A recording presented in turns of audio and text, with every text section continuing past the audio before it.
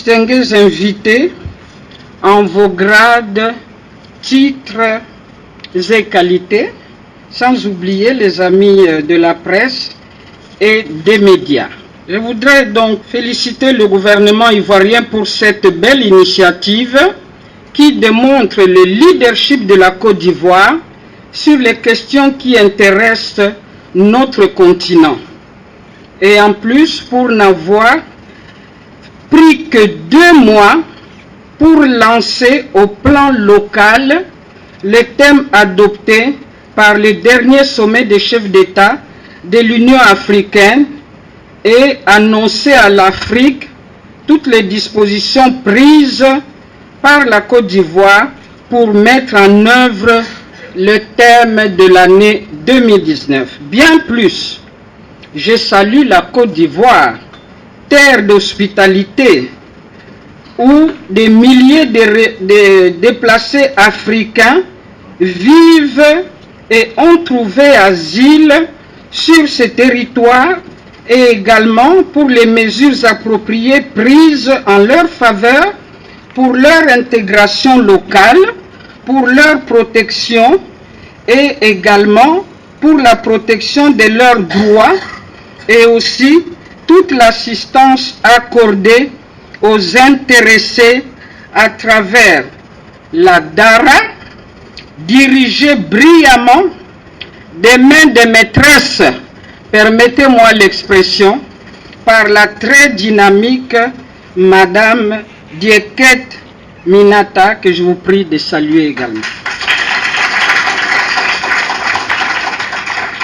Je me félicite enfin de la signature par la Côte d'Ivoire des conventions sur la patridie et me réjouir aussi de la collaboration qui existe entre la Côte d'Ivoire, l'ensemble des structures ivoiriennes et le bureau de l'Union africaine. Je voudrais saluer aussi de manière particulière le représentant résident du HR, qui est le grand partenaire du programme de la DARA. Lors du 32e sommet de l'Union africaine tenu en février 2019 à Addis Abeba en Éthiopie, les chefs d'État et de gouvernement ont proclamé donc l'année 2019 année des réfugiés, des rapatriés et des personnes déplacées vers des solutions durables au déplacement forcé en Afrique. C'est un engagement très fort qui vient à point nommé. En effet, cette année, l'Union africaine commémore un double événement, à savoir le 50e anniversaire de la Convention de l'OUA régissant les aspects propres au problème des réfugiés, adoptée en 1969, et aussi le 10e anniversaire de la Convention de Kampala sur la protection et l'assistance aux personnes déplacées internes en Afrique, adoptée en 2009, soit 40 ans après le premier texte cité. Déterminés à créer les conditions de paix et de sécurité pour le développement de notre continent, les chefs d'État ont décidé de se pencher de façon approfondie sur cette problématique pour faire le point sur les obstacles institutionnels, politiques et financiers qui entravent l'opérationnalisation de ces conventions et envisager des solutions innovantes susceptibles d'apporter le changement. Le thème retenu constitue à terme un véritable appel à l'action pour mieux conjuguer les efforts des uns et des autres afin d'améliorer la situation dans la mesure du possible. Excellences, Monsieur le ministre, distingués invités, nous avons souvent tendance, lorsqu'il s'agit de migration, à nous focaliser sur les vagues successives de réfugiés en direction de l'Europe. Or, l'exode climatique à l'intérieur du continent africain provoque davantage de conflits pour le contrôle des ressources naturelles, lesquelles ne se renouvellent plus. Pour avoir négligé le défi du contrôle des naissances, nos États se retrouvent confrontés à la fuite de millions d'Africains pour que leur terre d'origine ne peut plus nourrir. Les nouveaux parias ne sont pas des touristes, oh non. Ils migrent vers des contrées moins arides, plus vertes, où il pleut encore.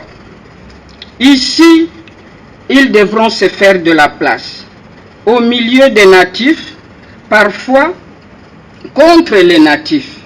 Et puis, au bout de quelques années seulement, les nouvelles colonies de peuplement entraînent la déforestation résultant de l'agriculture, du commerce des grumes, de la consommation, et j'en passe.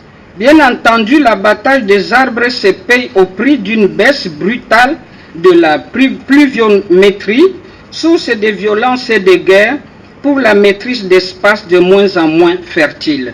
Heureusement, nous sommes en Côte d'Ivoire où le gouvernement a mis en place un programme qu'il s'agit de féliciter pour pouvoir mettre fin à tous ces défis.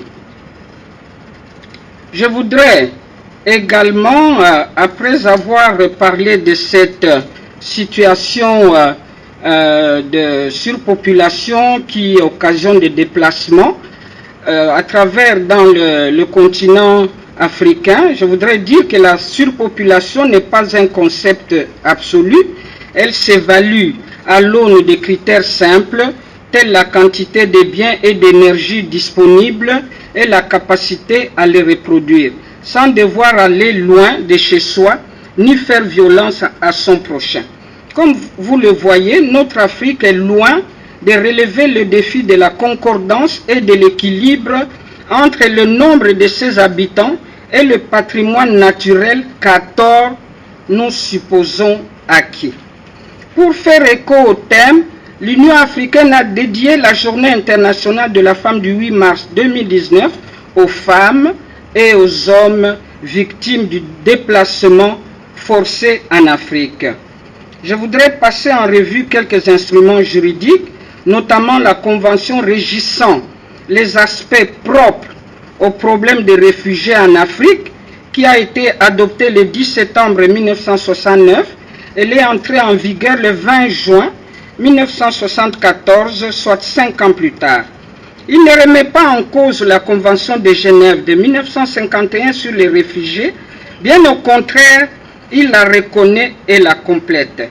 C'est un texte juridiquement contraignant qui engage la responsabilité des États. 50 ans après son adoption, de nombreux défis restent à relever, notamment la montée du terrorisme international, la persistance de la pauvreté, d'où le développement des sentiments de xénophobie et d'hostilité dans certains de nos pays. Un autre instrument juridique, il s'agit de la Convention de Kampala sur la protection et l'assistance des personnes déplacées internes en Afrique. Elle a été adoptée le 6 décembre 2009 et est entrée en vigueur le 6 décembre 2012. Ce texte couvre toutes les causes du déplacement, qui sont les conflits, les catastrophes naturelles et les projets de développement. Ce texte couvre, disais-je, toutes les causes du déplacement et situe clairement les responsabilités de tous les acteurs, à savoir le rôle et les obligations des États, le rôle et les obligations des autres acteurs, tels que l'Union africaine et les groupes non étatiques. Cette convention est la première du genre au monde qui traite de la question spécifique du déplacement interne. Parlons aussi brièvement de la situation des réfugiés et des personnes déplacées sur le continent africain. L'Observatoire mondial de situation sur la situation des déplacés internes indique que l'Afrique représente 16% de la population mondiale et accueille près du tiers des réfugiés et déplacés du monde. On compte en effet 6 300 000 réfugiés demandeurs d'asile politique, 712 millions d'apatrides et environ 15 millions de personnes déplacées internes sur le continent. Parmi les 10 pays les plus touchés par le phénomène de déplacement interne, 6 de ces pays sont africains. Et les femmes africaines en payent le plus lourd tribut. Vers quelles solutions durables? Vers des solutions durables à envisager. C'est la deuxième préoccupation du thème de l'année 2019. Après l'adoption de nos conventions, de ces deux conventions, les défis sont encore énormes et pourtant il y a moyen de les relever. Adopter une bonne convention est une chose et la faire appliquer en est une autre. Pour aller vers les solutions durables, il faut une volonté et un leadership politique fort de la part des États membres. Il est bon de désigner, comme le fait l'Union africaine maintenant, de désigner une autre personnalité qui pourrait être champion pour les déplacements forcés, à l'image du champion de l'agenda 2063 qu'est le président Alassane Ouattara, président de la République de Côte d'Ivoire. Pour garantir une stabilité à long terme, je crois fermement qu'il y a lieu de traiter à la racine les causes profondes du déplacement forcé, notamment la démographie dont j'ai parlé plus haut, notamment la démographie d'anticipation et l'écologie de l'arbre. Également, promouvoir la prévention et le règlement des conflits, promouvoir le respect des droits de l'homme et l'amélioration du quotidien des populations, lutter contre l'impunité, la mère des antivaleurs, également intensifier la campagne de sensibilisation sur les déplacements forcés.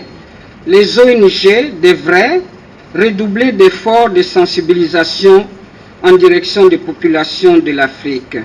Également, élaborer des plans d'action pour rendre opérationnelles les conventions, comme c'est le cas ici en Côte d'Ivoire, qui travaille d'arrache-pied sur ces conventions. Également, faire preuve de volonté politique pour intégrer la convention sur les personnes déplacées internes dans la législation nationale afin de favoriser sa mise en œuvre au plan national. Donc voici, c'est le travail que abat tous les jours le service d'ARA. Pour terminer, les défis sont nombreux pour réduire ou éradiquer le phénomène de déplacement forcé. J'invite encore une fois les États africains à faire preuve d'une volonté politique forte à tous les niveaux pour espérer des résultats palpables, concrets à l'heure du bilan. Tout en félicitant encore une fois le gouvernement ivoirien pour le travail qui est abattu dans ce sens-là, je voudrais donc terminer en prenant en exemple ce travail qui s'est fait en Côte d'Ivoire et je vous remercie.